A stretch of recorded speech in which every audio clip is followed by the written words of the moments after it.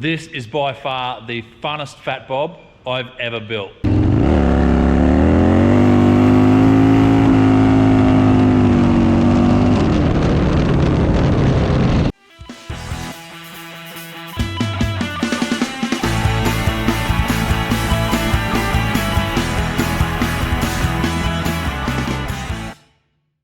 What's up guys, welcome back to the channel. This Fatbob, I've just finished building it for myself, and today on this video we're going through the entire build process, the dyno tune, and out for a test ride, so let's go. Alright guys, so just quickly about the kit. It's a 128 cube, we're running a 540 Cycle-Rama camshaft, 12:1 pistons from Alpha Performance engines, and we're also running these beautiful Stage 2 Alpha Performance engines heads. Usual suspects guys, 64mm throttle body intake, upgraded lifters, comp ramp, lifter cuffs. So pretty standard big bore kit.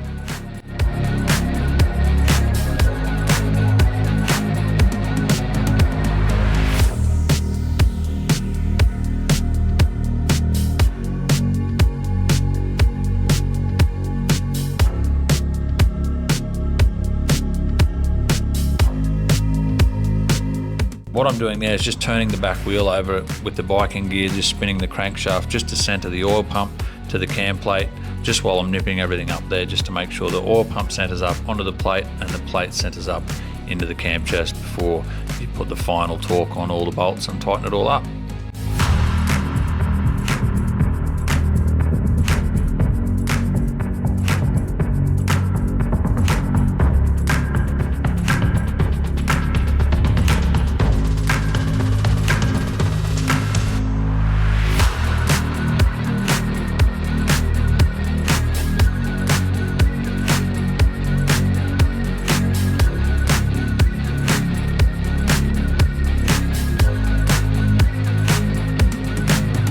When you install them, I'm just nipping that screw down, leaving it loose, because I'm about to install these feeler gauges in there. So I'm just running 2.5 thou, and I'm running them one on either side so I can square the lifter cuff up onto the lifters, and then you torque it down. The reason you do that guys is because you want to allow the lifters free space between the cuffs so it can freely move up and down in there without any resistance at all.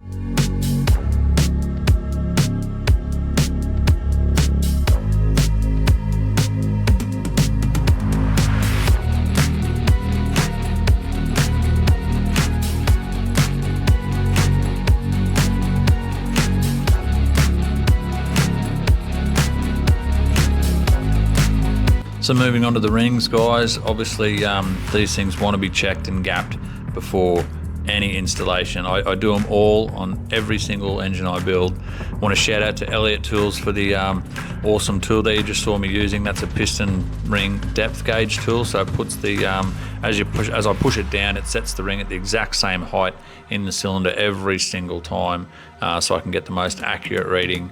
Obviously I've got to make some adjustments on these rings are all filed to fit, so I'm just setting the gap up here, making sure it's on point.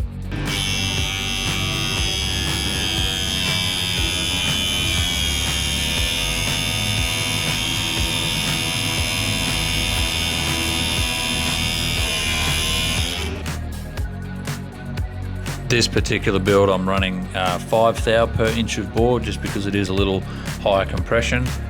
So yeah, not some people, you know, they've all got their own. There's a general rule on there, you know. I think the general accepted industry standard is about 4 thou per inch of bore. So you can do the maths on that. This is 4 and 250 thou, so you can do the maths there. But I'm running this one at 5 thou per inch of bore.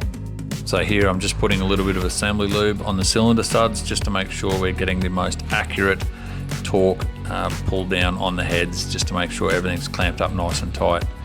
Pistons are pretty straightforward assembly. I've just got some stud protectors over there as I rest the top of the piston against them there, just to make sure nothing's getting hurt during the assembly process. Some people may not agree with me, but I like to use a little bit of this 515 gasket sealer from Loctite. I've had a few of these things leak early back in the day, and these things have a few base gasket leaks, but I just smear this little bit on here. It just eliminates the possibility of a leak, and it just adds another level of professionalism to the build. So yeah, some people may not like it, but I just do it just to prevent any leaks in the future.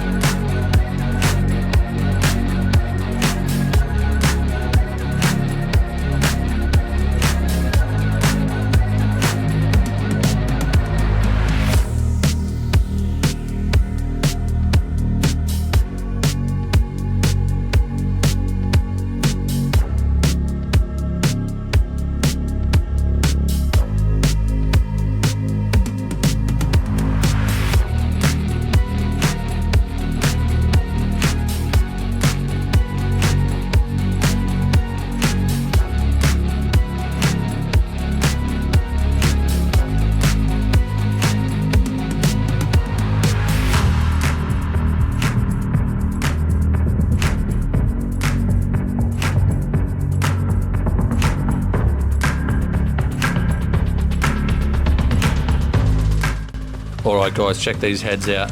These have been CNC ported both on the intake and exhaust ports. The combustion chamber's all tidied up. We're still running the standard size valves in these, but we are running high lift springs of course. These are the A.P.E stage 2 heads that they have available on an exchange program. But one thing I like about these ones in particular folks is the oil passage here has actually been tapped and then plugged with a little screw to block it off. Normally it's just open and the gasket on the cylinder head does the sealing, so that's just another level of professionalism that I like. We're going to be tightening them up with these Screamin Eagle head bolt kit here. They are made by A.P.E, so they are a brilliant product.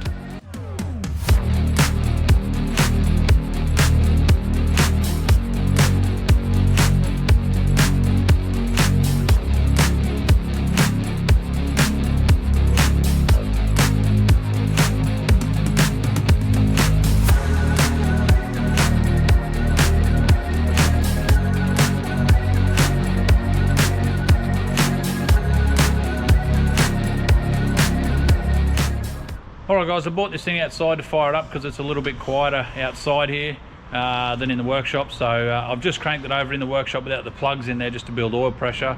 So this is the first time this thing is going to be fired up. So let's just dive straight in and see what she sounds like.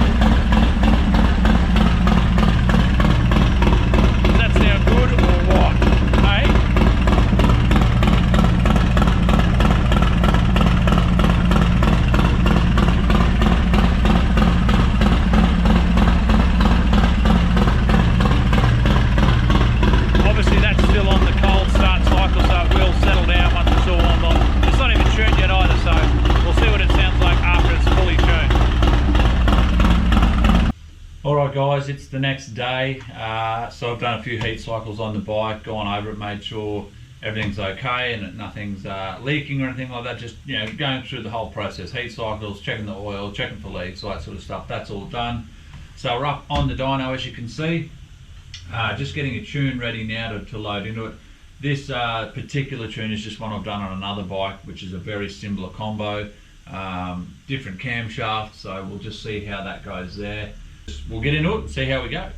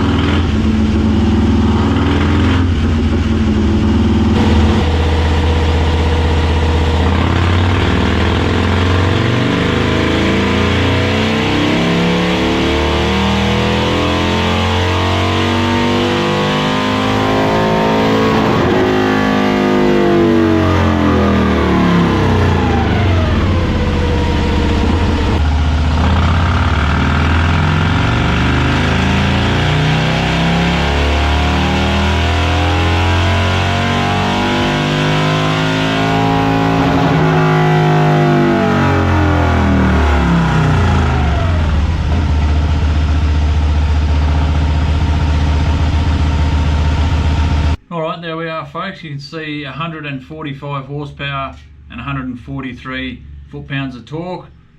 A little short of what I would have liked to have seen it go. I thought it would have gone into the 150s there for sure, but the standard valves in the heads, that is still a great effort nonetheless. So pretty happy with it, to be honest. I am happy with how it's tuned up. The tune's beautiful, everything's on point there. Just the numbers are a little bit lower than I thought, but at the end of the day, I'm not really a numbers guy. I know these things ride unbelievably on the road, so let's go out and take it for a ride and just see how much this thing parties.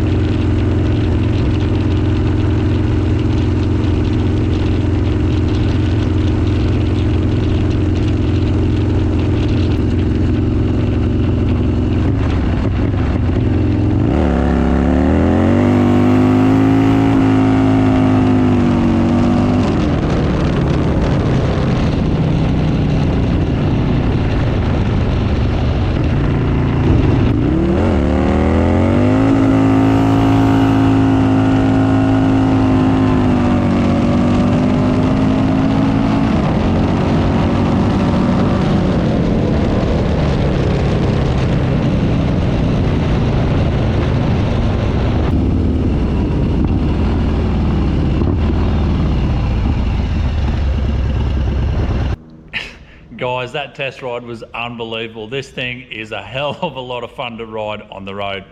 Only making 145 horsepower and 143 foot-pounds, but man, it is fun to ride on the road. Trust me, it is fun. If you just would have saw some footage there of this thing misbehaving pretty badly. So I mean, it's a lot of fun to ride, guys. I'm stoked with it. I mean, it sounds great too. I'll throw in an idle clip here of what it sounds like in a minute.